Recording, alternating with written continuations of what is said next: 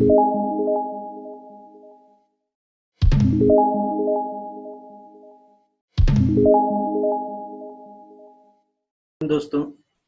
आज हम लोग पाइथन पांडास सीरीज 8 में पहुंच गए हैं और आज हम लोग देखेंगे कि पाइथन पांडास में किसी डेटा फ्रेम में री इंडेक्सिंग और अल्टरिंग कैसे करते हैं लेबल्स का, या इंडेक्स को कैसे री इंडेक्स करते हैं, और उसके साथ ही साथ हम लोग सीखेंगे मिसिंग डेटा को कैसे हैंडल करते हैं। तो स्टार्ट करने से पहले मैं फिर से आप लोगों का वेलकम करता हूं अपने यूट्यूब चैनल पर। अगर रईस गुलसाद को आपने अब तक सब्सक्राइब नहीं किया है तो आप सब्सक्राइब कर लीजिए।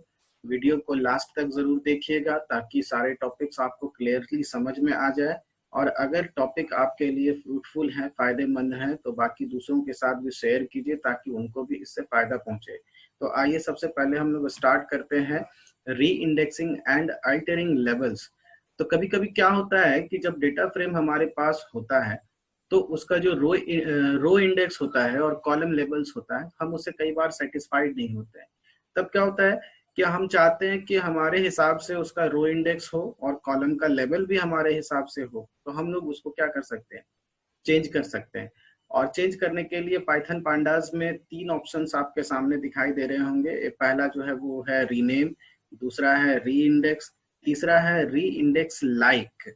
ठीक है, तो हम लोग जो है इन सब के बारे में एक एक करके पढ़ेंगे। तो सबसे पहले हम लोग बात करते हैं रीनेम मेथड का। तो रीनेम मेथड का मतलब क्या होता है कि जो हमारे डेटा फ्रेम के अंदर जो एग्जिस्टिंग इंडेक्स है या कॉलम लेबल्स है, उसको हम अपने हिसाब से क्या कर ले, रीनेम कर ले। जैसे आपके स्क्रीन पर एक डेटा फ्रेम दिखाई दे रहा होगा सैलरी का, जिसमें Q1, Q2, Q3 है, और उस रो इंडेक्स को हमने क्या किया, Q1 की जगह पर 1, Q2 की जगह पर 2, इसी तरीके से 3 और 4 का हमने इस्तेमाल किया है। ठीक है, तो हम लोग जो है, एक तो ये बात हो गई किस तरीके से हम लोग इसको चेंज करते हैं। दूसरा जो होता है वो होता है री इंडेक्स मेथड। री इंडेक्स मेथड में क्या होता है कि हम ऑर्डर जो है, जो रो इंडेक्स का या कॉलम लेबल का जो ऑर्डर है, उसको हम री इंडेक्स कर सकते हैं। मतलब कि उसका ऑर्डर को हम चेंज कर सकते हैं। ठीक है ना।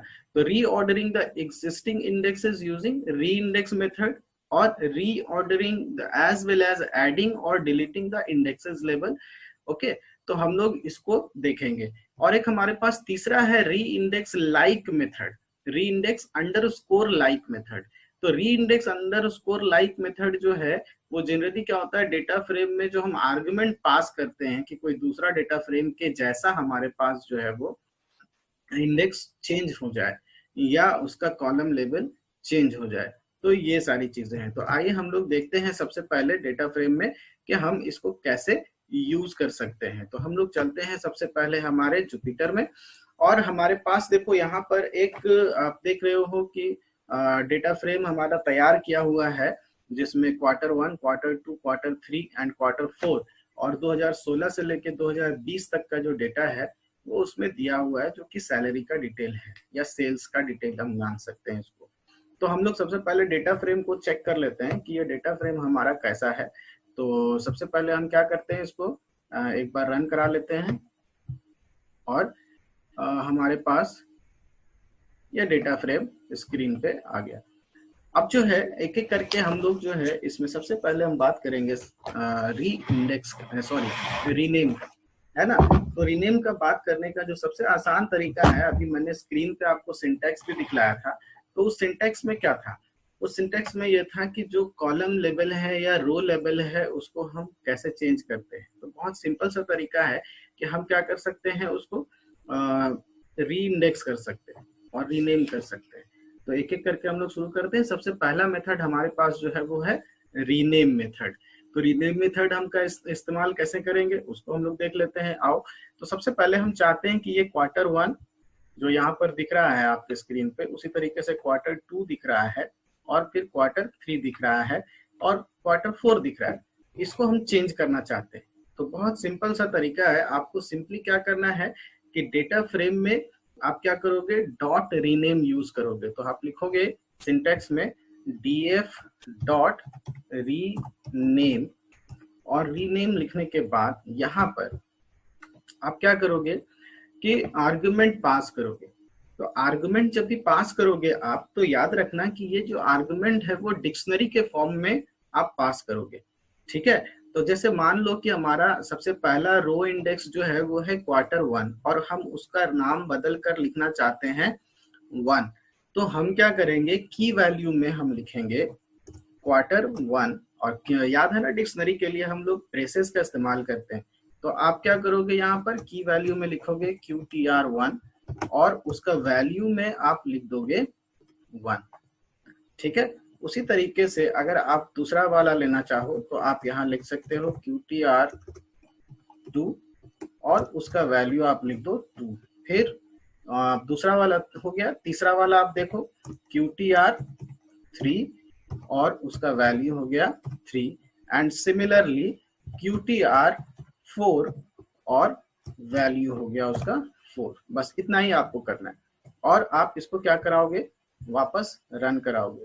तो देखो आपके पास आउटपुट में जो डेटा फ्रेम आपको दिख रहा होगा, आप देखो ऊपर वाला डेटा फ्रेम को नीचे वाले डेटा फ्रेम से कंपेयर करोगे तो आपको दिखेगा कि रो इंडेक्स है Q1, Q2, Q3 and Q4 वो 1, 2, 3 या 4 में चेंज हो गया है ना।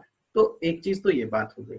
आपको ध्यान इसमें ये रखना है कि जो भी स्टेटमेंट हम इसमें लिख रहे हैं, ये स्टेटमेंट जो है जब रो इंडेक्स या कॉलम लेवल को चेंज करता है तो ये ओरिजिनल डेटा फ्रेम में इसका कोई भी इफेक्ट नहीं होता है। ये आपको याद रखना है कि जब भी जो चेंजेस होता है वो क्या होता है कि आपका वहां पर टेम्परेरी चेंजेस है। यानी कि अगर आप वापस देखना चाहो डेटा फ्रेम को तो बहुत आसानी से आप देख सकते हो कि आप जब डेटा फ्रेम को रन कराओगे तो उसको वो ओरिजिनल जो रो इंडेक्स था वही आपको ओरिजिनल रो इंडेक्स आपको दिखाई देगा, है ना। तो ये चीज आपको ध्यान रखना है, ओके। यहाँ तक कोई प्रॉब्लम नहीं होगा। अब हम लोग आते हैं दूसरा जो है वो क्या है, री इंडेक्स है। री इंडेक्स कहने का मतलब क्या हुआ, री इंडेक्स कहने का मतलब हुआ कि हम जो डेटा फ्रेम का इंडेक्स है उसको अपने हिसाब से री इंडेक्स कर सकते हैं, उसको री ऑर्डर कर सकते हैं, है ना। और इसमें जो है एक तरीका जो हमने बताया, उसमें सबसे पहला तरीका क्या था कि हम री ordering the existing indexes using reindex method. तो री इंडेक्स मेथड के साथ हम उसका इस्तेमाल कर सकते हैं। कैसे करेंगे, तो सपोज करो कि हम डेटा फ्रेम एक बना लिए और उस डेटा फ्रेम का नाम है DF। हम एक नया डेटा फ्रेम बनाना चाहते हैं तो हम उसका नाम ले लेते हैं NDF, ओके, NDF। अब NDF लिखने के बाद हम क्या करेंगे, री इंडेक्स करेंगे। तो डॉट री इंडेक्स और उसके बाद आप जिस ऑर्डर में आप रो इंडेक्स को लिखना चाहते हो वो रो इंडेक्स को आप उस ऑर्डर में लिख दो। जैसे मान लो कि हम सबसे पहले प्रिंट कराना चाहते हैं Q3 को, तो हम यहाँ पर लिखेंगे QTR3। देखो ये वाला आर्गुमेंट जो पास कराओगे वो लिस्ट के फॉर्म में पास कराओगे, that means you have to use brackets, okay. तो यहाँ पर एक बात, अब जैसे मान लो कि हमको इसमें क्या करना है, Q3 के बाद Q1 को प्रिंट करना है। उसी तरीके से फिर हम चाहते हैं यहाँ पर Q2 को प्रिंट करना, है ना, इस तरीके से। या Q4 को हम प्रिंट कराते हैं पहले और उसके बाद लास्ट में हम क्या करते हैं, Q4 को प्रिंट कराते हैं, ठीक है। इतना करने के बाद हम इसको रन कराते हैं और इसमें कहीं पर एरर आ रहा है। एरर आने का कारण क्या है, तो हम यहाँ पर क्या करेंगे, एक्सिस लगा देंगे। Axis is equal to 0। हम रो यूज कर रहे हैं इसलिए 0। अब यहाँ पर आते हैं हम लोग, क्या प्रॉब्लम हो रहा है, सॉरी, हमारा डेटा फ्रेम तो DF है ना, तो DF ले लेंगे और यहाँ पर हम सिंटैक्स में NDF is equal to dot री इंडेक्स करेंगे और उसके बाद हम इसको रन कराएंगे। अब हम NDF को जब रन कराते हैं तो आप देखोगे कि यहाँ पर जो ऑर्डर है वो आपका चेंज हो गया और क्वार्टर रीनेम हो गया। यहाँ पर हम एक गलती हमसे हो गई थी, तो हम यहाँ लिखना चाहते थे Q1, है ना। अब ये आपका Q1, देखो क्या हुआ। तो इस तरीके देखो, एक गलती मुझसे यहाँ पर ध्यान देने की चीज है कि जो मैं वहां पर लिख रहा हूँ उसी के हिसाब से आर्गुमेंट आ रहा है। तो आप Q2 जब यूज करोगे तो देखो यहाँ पर Q2 आपको दिखेगा, Q3, Q1, Q2 और Q4, इस तरीके से। आप इसी तरीके से क्या कर सकते हो, कॉलम को भी री इंडेक्स कर सकते हो। तो कॉलम को रीलेबलिंग करना होगा तो कैसे करोगे, सिंपली आप वही चीज करोगे, यहाँ पर NDF is equal to DF dot reindex, और उसके बाद आप कॉलम को अरेंज कर सकते हो। तो कॉलम हमारा जैसे मान लो कि हम सबसे पहले दिखलाना चाहते हैं 2019 को, उसके बाद हम दिखलाना चाहते हैं 2016 को, फिर हम दिखलाना चाहते हैं 2020 को, और फिर दिखाना चाहते हैं 2017 को। देखो टाइपिंग मिस्टेक है, 2017 और फिर 2018। ठीक है, ये दिखलाना चाहते हैं। हम इसको रन कराते हैं। अब हम एनडीएफ को चेक करते हैं। तो एनडीएफ को जैसे चेक करोगे आप देखोगे कि यहाँ पर ये जो इंडेक्स है उसके हिसाब से आपका चेंज होना चाहिए था, बट यहाँ पर नहीं हुआ। तो प्रॉब्लम क्या है वो हम लोग देख लेते हैं। सबसे पहले यहाँ पर प्रॉब्लम फिर से वही, आपको क्या करना है, एक्सिस यहाँ पर दिखलाना है। तो आप क्या करोगे, यहाँ पर एक्सिस लगा दोगे, एक्सिस इज इक्वल टू 1, क्योंकि बाय डिफॉल्ट एक्सिस जो है वो क्या होता है आपका चेंज हो जाता है ना, रो को लेता है वो। तो बाय डिफॉल्ट एक्सिस 0 होता है तो वो रो में चला जाता है। तो आप यहाँ पर इसको क्या करोगे, एक्सिस 1 लिखोगे। ध्यान देने की चीज है।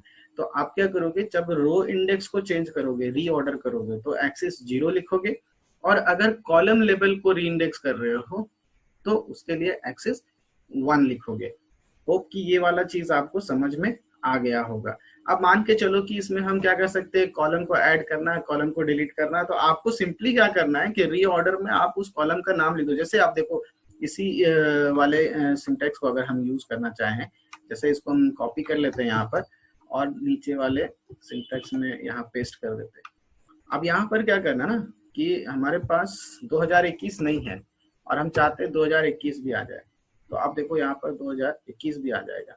आप देखोगे यहाँ पर एनडीएफ जब रन कराओगे तो आपके पास एक और कॉलम दिखाई देगा 2021 का, जिसमें वैल्यू नहीं है और वहां पर NaN वैल्यू दिखाई दे रहा है। तो होप ये वाला पार्ट भी आपको समझ में आ गया होगा। अब जगह मान लो कि कोई वैल्यू नहीं चाहिए, जैसे 2020 हमको नहीं चाहिए, 2021 भी नहीं चाहिए, तो आपको कुछ नहीं करना है। बस यहाँ पर क्या करना है, 2021 को, 20 को और 2021 को हम यहाँ पर ओमिट कर देंगे। तो आपने मिटा दिया इसको। आप इसको रन करा दो और एनडीएफ को चेक करो। तो देखो 2020 जो है वो कॉलम आपको यहाँ पर नहीं दिख रहा होगा। तो ये दो तरीका हो गया। ठीक है, उसके बाद जो है एक और बात आती है इसमें कि हम क्या कर सकते हैं कि किसी रो या किसी कॉलम को हम वैल्यू को स्पेसिफाई करें।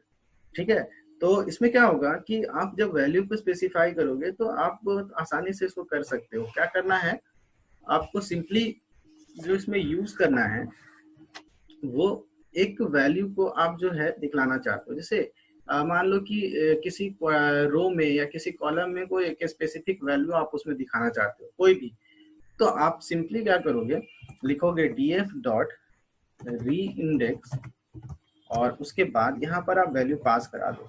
जैसे मान लो कि हम पास करा देते हैं qtr1, या यहाँ पर हम ले लेते हैं qtr4 ले लेते हैं। उसके बाद यहाँ पर हम ले लेते हैं qtr1 और उसके बाद हम यहाँ पर ले लेते हैं qtr3। ठीक है, और उसके बाद यहाँ पर क्या करते हैं कि हम कॉमा देने के बाद यहाँ लिख सकते हैं ना फिल वैल्यू अंडरस्कोर वैल्यू, और उसके बाद यहाँ पर सपोज करो कि हम दिखलाना चाहते हैं 1000। ठीक है, अब यहाँ पर देखो क्या होगा कि क्वार्टर जो 1000 है वो कहाँ है, तो क्वार्टर मालूम नहीं उसमें। अब यहाँ पर तो Q4, Q1 और Q3 है। तो आप देखोगे कि यहाँ पर एक हम क्वार्टर बना देते हैं। जैसे क्वार्टर का नाम हम दे देते हैं यहाँ पर क्वार्टर N दे देते हैं और इसको रन करा देते हैं।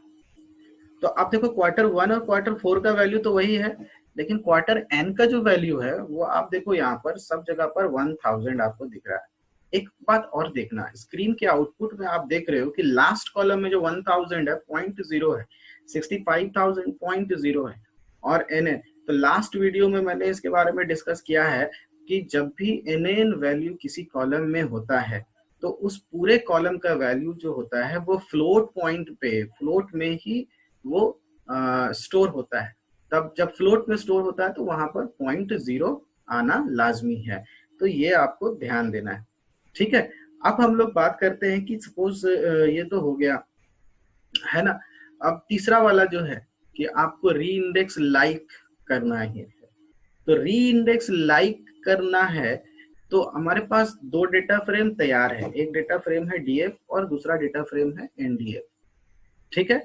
तो डीएफ में डेटा फ्रेम जो है वो अलग है और एनडीएफ का डेटा फ्रेम आपका अलग है। देख रहे हो यहाँ पर एनडीएफ में पहले 2019 है, बाद में 2016 है, फिर 2017 है, फिर 2018 है।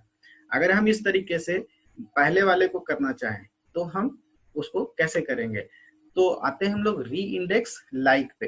तो हम लिखेंगे df डॉट री इंडेक्स अंडरस्कोर लाइक और आर्गुमेंट में हम पास करा देंगे जिस डेटा फ्रेम के अकॉर्डिंग हमको कॉलम लेवल या रो इंडेक्स को चेंज करना है। तो सपोज करो कि हम एनडीएफ के हिसाब से चेंज करना चाहते हैं, हम रन करा देंगे। तो हमारा जो एनडीएफ वाला जो था उसी के अकॉर्डिंग जो हमारा डीएफ वाला डेटा फ्रेम चेंज हो गया। तो होप कि ये जो चीजें हैं वो आपको समझ में आ गई होंगी। ओके। तो ये तो बात हुई कि हम किसी कॉलम को या रो इंडेक्स को किस तरीके से रीऑर्डर या रीलेबलिंग कर सकते हैं। अब हम लोग बात करेंगे मिसिंग डेटा को कैसे हैंडल कर सकते हैं, है ना। तो सबसे पहले हम लोग वापस हमारे स्लाइड्स पे आते हैं और हम बात करते हैं कि किस तरीके से मिसिंग डेटा हमारा यहाँ पर काम करता है। देखो सबसे पहला तो क्वेश्चन आता है ना कि व्हाई हैंडल मिसिंग डेटा। तो मिसिंग डेटा को हैंडल क्यों करते हैं? तो सबसे इम्पोर्टेंट बात है कि जब डेटा साइंस हम लोग पढ़ते हैं तो हमारा सबसे पहला मकसद होता है डेटा साइंस के अंदर कि हमको जो रिजल्ट मिले वो एक्यूरेट रिजल्ट मिले। ठीक है। और अगर मिसिंग वैल्यूज होगा तो कई बार क्या होगा कि हम वो एक्यूरेट वैल्यू प्रॉपरली गेन नहीं कर सकते, रिट्रीव नहीं कर सकते। तब क्या होगा कि वो ओवरऑल रिजल्ट को अफेक्ट कर देता है। तो इन दैट केस हमारे पास दो तरीका होता है। एक तरीका तो ये होता है कि हम उस मिसिंग डेटा को क्या कर दें, ड्रॉप कर दें, डिलीट कर दें। और दूसरा जो होता है वो होता है कि हम उस मिसिंग डेटा में कोई वैल्यू फिल कर दें, है ना। तो उसको किस तरीके से हम लोग करेंगे वो हम लोग यहाँ पर देखते हैं। तो आइए हम लोग सबसे पहले चलते हैं हमारे इसमें क्या बोलते हैं जुपिटर में। ठीक है। और हम जुपिटर में आने के बाद यहाँ पर देखेंगे कि किस तरीके से इसको मिसिंग डेटा को हैंडल करते हैं। तो सबसे पहला जो है कि हम क्या करने वाले हैं, डिक्शनरी का इस्तेमाल करना है हमको। ठीक है। और डिक्शनरी का इस्तेमाल करके हम लोग जो है यहाँ पर किस तरीके से इस्तेमाल, सबसे पहले हम लोग क्या करेंगे कि जो NA वैल्यू है, NaN वैल्यू है, उसको हम सबसे पहले यहाँ पर ड्रॉप करने की कोशिश करेंगे। सबसे पहले तो डिटेक्ट करना है कि how to detect missing values. हमारे डेटा फ्रेम के अंदर मिसिंग वैल्यू है कि नहीं है उसको डिटेक्ट करना है। तो उसको डिटेक्ट करने के लिए क्या होता है कि हम यहाँ पर आपको स्लाइड्स में दिखला दें कि किस तरीके से डिटेक्ट करते हैं। तो हमारे पास डिटेक्ट करने का तरीका जो होता है सबसे पहले वो होता है इज नल मेथड का इस्तेमाल करना। कि हम क्या कर सकते हैं, इज नल मेथड का इस्तेमाल कर सकते हैं जिससे पता चल जाएगा हमारा कि पांडा ऑब्जेक्ट में मिसिंग वैल्यूज है या नहीं। और ये जब हम रन कराएंगे तो आपको इसका रिजल्ट ट्रू या फॉल्स में दिखाई देगा। ठीक है। उस तरीके से आप फिर बाद में क्या कर सकते हो, मिसिंग वैल्यूज को फिल कर सकते हो। तो फिल करने के लिए हमारे पास ऑप्शन है फिल NA। उसी तरीके से एक और ऑप्शन है हमारे पास कि हम क्या कर लेंगे कि स्पेसिफाई करें फिल वैल्यू को, किसी कॉलम को सेपरेटली स्पेसिफाई करें और डिक्शनरी के मदद से जो है हम उसका इस्तेमाल कर सकते हैं। ठीक है।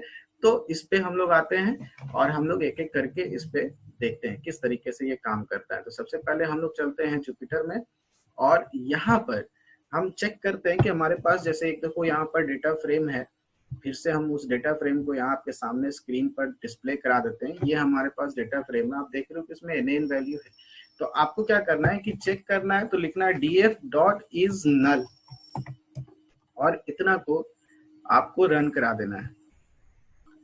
तो जितने कॉलम्स और रो के सामने वैल्यूज हैं वो आपको फॉल्स दिखाई देंगे क्योंकि नल नहीं है, वहां पर वैल्यू है।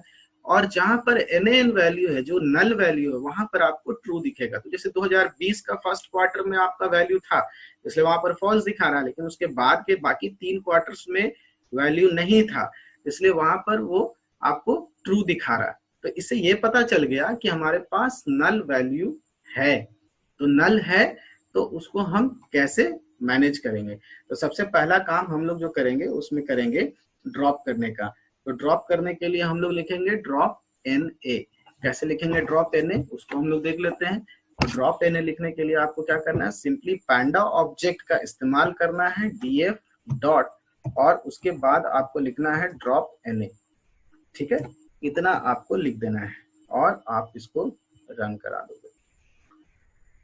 तो आपके पास जो रो है उसमें आप देखोगे कि Q2, Q3 और Q4 ये 3 रो आपको वहां पर नहीं दिखाई देंगे, आपको सिर्फ Q1 वाला रो दिखाई दे रहा है। रीजन ये है कि Q2 से लेकर Q4 में 2020 वाले कॉलम में नल वैल्यू था, तो उसको क्या कर दिया इसने, वहां से रिमूव कर दिया। एक तो बात ये हो गई। दूसरी बात ये है कि अगर आप चाहते हो कि कॉलम वाइज इसको जो है हम डिलीट करना चाहते हैं, तो बाय डिफॉल्ट यहाँ पर ड्रॉप एनए में कॉलम जो इंडेक्स है वो तो 0 है, तो उसने रो को रिमूव कर दिया। लेकिन अगर आप चाहते हो कि नहीं, ऐसा नहीं करना है, हमको क्या करना है, उस कॉलम को हटा देना है ताकि हम एक्यूरेट रिजल्ट ले सके, तो आप उसका भी इस्तेमाल कर सकते हो। आपको सिंपली क्या करना है कि वहां पर आपको लिख देना है, एक्सिस का इस्तेमाल कर देना है। तो आप कैसे लिखोगे वहां पर, देखो यहाँ पर सिंपली आपको मैं दूसरा वाला ले लेता हूँ, सिंटेक्स यूज करता हूँ, ड्रॉप एन ए, और यहाँ पर आप लिख दोगे एक्सिस इज इक्वल टू 1 और इसको आप रन करा दो। तो देखो 2020 वाला कॉलम जो है, चूंकि उसमें एनए वैल्यू था, नल वैल्यू था, इसलिए उस कॉलम को इसने क्या कर दिया, यहाँ पर रिमूव कर दिया। ठीक है, तो ये एक चीज आपको समझ में आ गया होगा। अभी एक तो ये बात हो गई। दूसरी बात ये है कि अगर डेटा हैंडलिंग जब हम कर रहे हैं मिसिंग वैल्यूज का, तो हम ड्रॉप क्यों करें? हमारे पास दूसरा रास्ता भी है कि हम क्या कर सकते हैं, उसको फिल कर सकते हैं उसमें कोई वैल्यू, है ना, किसी वैल्यू का। अब जैसे एन ए है, आप एडिशन करोगे, सब्ट्रैक्शन करोगे या एवरेज निकालोगे, इन दैट केस क्या होगा, चूंकि एन ए वैल्यू जो है वो अरिथमेटिकल ऑपरेशन में पार्टिसिपेट नहीं करता है, तो आपको परफेक्ट रिजल्ट नहीं मिलेगा, एक्यूरेट रिजल्ट नहीं मिलेगा। इन दैट केस हम क्या करेंगे कि उसको फिल कर देंगे, और फिल करने के लिए हम कोई भी वैल्यू वहां पर फिल कर सकते हैं। सपोज एन ए वैल्यू है वहां पर, तो आप एन ए, चूंकि एन ए है वो नल है, तो हम उसको रिप्लेस कर सकते हैं 0 से। ठीक है, 0 एक वैल्यू है, तो 0 को हम रिप्लेस कर सकते हैं वहां पर। तो वो काम हम यहाँ पर कैसे करेंगे उसको भी हम एक बार देख लेते हैं यहाँ पर। और हम यहाँ पर लिखेंगे df dot fill N A, और आर्गुमेंट में आप जो चीज यहाँ लिखना चाहो आप लिख सकते हो। जैसे हम लिख दिए यहाँ पर 0, अब हम रन करा दिए। अब देखो यहाँ पर जितना एन ए वैल्यू था वो 0 में कन्वर्ट हो गया। आप एक चीज और ध्यान रखना कि जब अगर आपको कैलकुलेशन नहीं करना है और आपको एनए वैल्यू भी नहीं दिखाना, आपको कोई दूसरा वैल्यू दिखाना है, तो आप वो भी कर सकते हो। आप क्या कर सकते हो, लिख सकते हो फिल एनए, और कोई कैरेक्टर का इस्तेमाल कर सकते हो, स्ट्रिंग वैल्यू का इस्तेमाल कर सकते हो। जैसे हम यहाँ पर लिख देते हैं x और उसको हम रन करा देते हैं, तो आप देखो यहाँ पर वो x में कन्वर्ट हो गया, है ना, इस तरीके से। तो आप ये काम कर सकते हो, बहुत आसान तरीका है। एक तो बात ये हो गई। दूसरी बात ये है कि अगर हम चाहें तो डिक्शनरी का भी इस्तेमाल कर सकते हैं। हम यहाँ पर डेटा फ्रेम, एक दूसरा डेटा फ्रेम हम बनाकर रखे हुए थे आप लोगों के लिए, वो मैं डेटा फ्रेम पहले आपको दिखला देता हूँ। जो सबसे शुरुआत में आप देखो यहाँ पर पेशेंट डीएफ है, देख रहे हो यहाँ पर पेशेंट डीएफ है ना। तो इस पेशेंट डीएफ को हम लोग जो है यहाँ पर रन करा कर देखते हैं कि क्या होता है। ठीक है, हम आते हैं पेशेंट डीएफ पे, और पेशेंट डीएफ जो है ये हमारा एक्सेल शीट में बना हुआ है। मैं अभी एक्सेल शीट भी आपको दिखला दूंगा, आप देखोगे यहाँ पर। जैसे मैं एक्सेल शीट आपको दिखला देता हूँ, आप यहाँ आ जाओ, 1 मिनट, ये हमारा आ गया। ठीक है, और आप देखो यहाँ मैं डेस्कटॉप ओपन कर रहा हूँ, और डेस्कटॉप पे यहाँ पर पेशेंट डीएफ है, ये आपका पेशेंट डीएफ है। तो यहाँ पर आप देखोगे, इसको मैं बड़ा कर दूं थोड़ा तो आपके स्क्रीन पे वो प्रॉपर दिखाई देगा। आप देखो यहाँ पर कुछ कॉलम्स हैं, जैसे ये कॉलम हो गया और कुछ रोज हैं, ठीक है। आप देख रहे हो कि यहाँ पर खाली है, मतलब कि ये नल वैल्यू है ना। यहाँ पर भी आप देखो ये सारा जो है ये नल वैल्यू, आप देख सकते हो। यहाँ पर मैं नल वैल्यू को हाईलाइट कर देता हूँ येलो कलर से, ये आपका नल वैल्यू है, ठीक है। यहाँ पर ये नल वैल्यू, ये नल वैल्यू है ना। इसको हम डेटा फ्रेम में कैसे देख रहे हैं, तो डेटा फ्रेम में हम देखने के लिए जो है आते हैं और डेटा फ्रेम में हम देखते हैं कि ये कैसे दिखता है। तो पेशेंट डीएफ को हम यहाँ पर रन करा देते हैं, तो आप देखोगे कि यहाँ पर ये डेटा फ्रेम जब हमारे स्क्रीन पर आता है तो जहां जहां नल वैल्यू था, आप देखो ये वाला जैसे रो दिखा रहा हूँ मैं, सेकेंड रो दिखा रहा हूँ जिसका इंडेक्स 1 है, यहाँ पर आप एन देख रहे हो पूरे रो में, जबकि लास्ट के दो कॉलम में आपको, थर्ड वाले रो में आपको एन वैल्यू दिखाई दे रहा है, ठीक है ना। तो अब ये चीज हो गया। अब क्या करना है कि इसमें हम डेटा को फिल करना चाहते हैं with the help of using dictionary, ठीक है। तो हम क्या करने वाले हैं कि एक डिक्शनरी बना लेना चाहते हैं, ठीक है। एक डिक्शनरी बना लेना चाहते हैं, बना लेते हैं, कौन सी बड़ी बात है। डिक्शनरी बनाने के लिए आप क्या कर सकते हो, जैसे हम इस डिक्शनरी का नाम लिखना चाहते हैं फिल वैल्यूज, ये ठीक है। और इक्वल टू हम क्या करते हैं कि उस डिक्शनरी को तैयार कर देते हैं। तो डिक्शनरी तैयार करने के लिए आपको क्या करना है, जैसे मान के चलो कि फर्स्ट नेम का जो कॉलम है उसमें आपको क्या करना है, एक्स एक्स लिखना है, ठीक है ना। तो कॉलम का नेम यहाँ पर हम लिखेंगे फर्स्ट अंडरस्कोर नेम, उसका वैल्यू हम डाल देंगे एक्स एक्स, ठीक है। उसी तरीके से फिर लास्ट वैल्यू, ठीक है ना। तो लास्ट वैल्यू हमारा क्या है वो देखो, तो लास्ट नेम में हमारा एन है, वहां पर हम डालना चाहते हैं वाई वाई, ठीक है। तो हम उसको लिख देते हैं यहाँ पर last underscore name and that will be Y Y. उसी तरीके से अब आपको क्या करना है, एज वाले कॉलम में आपको 0 लिख देना है सपोज, तो एज वाले कॉलम में आप 0 लिख दो, ये 0 हो गया। उसी तरीके से आपका जेंडर जो सेक्स लिखा हुआ है वहां पर आपको क्या करना है, Z लिख देना है या X केवल लिख देना है, तो आप उसको भी लिख दो यहाँ पर, ठीक है। यहाँ पर आप लिख दो X, ठीक है ना, ये कोट के अंदर होगा X, ठीक है। उसी तरीके से फिर आपको वेल बिफोर जो यहाँ पर लिखा हुआ है कॉलम, उसमें आपको लिखना है, वहां पर आपको लिखना है क्या डाल दूं, यहाँ पर भी 0 लिख देते हैं। और वेल आफ्टर में भी हम क्या करते हैं कि वही करते हैं, वेल आफ्टर, और यहाँ पर अब यहाँ पर दिखा देते हैं, क्या कर दें, 0 कर देते हैं, ठीक है। ये कट रहा है इसलिए मैं यहाँ से इसको नीचे कर देता हूँ, ये ठीक है। यहाँ तक हो गया, इसको रन करा देते हैं, हो गया। अब ये रन हो गया। अब क्या करना है कि इस डेटा फ्रेम में जो हमने डिक्शनरी बनाया है फिल करने के लिए, इस डिक्शनरी का यूज करना है। बहुत सिंपल सा है। डेटा फ्रेम का नाम क्या था, पेशेंट अंडरस्कोर डीएफ, यहाँ पर आप देख रहे हो ना, पेशेंट अंडरस्कोर डीएफ। तो आपको यहाँ पर लिख देना है पेशेंट अंडरस्कोर डीएफ, स्पेलिंग सही है, ओके। और डॉट फिल एनए, और यहाँ पर उस डिक्शनरी का नाम लिख देना जो अभी हमने बनाया है, फिल वैल्यूज, और अब इसको रन करा देते हैं। अब आप जो है इन दोनों सिंटेक्स को, एक तो हमारा ये जो सिंटेक्स है जो डिक्शनरी हमने क्रिएट किया था और ये आउटपुट है, उसमें आप कंपेयर करो। तो आप देखो यहाँ पर कि फर्स्ट नेम जो हमारा था, है ना, यहाँ पर हमने 2x का इस्तेमाल किया था। यहाँ देखो फर्स्ट नेम में 2x आपको दिख रहे हैं। उस तरीके से लास्ट नेम में 2y का इस्तेमाल किया हमने, तो यहाँ पर वो y भी आपको दिख रहा है। उसी तरीके से एज में हमने 0 लिया, तो यहाँ पर एज में 0 आ रहा है।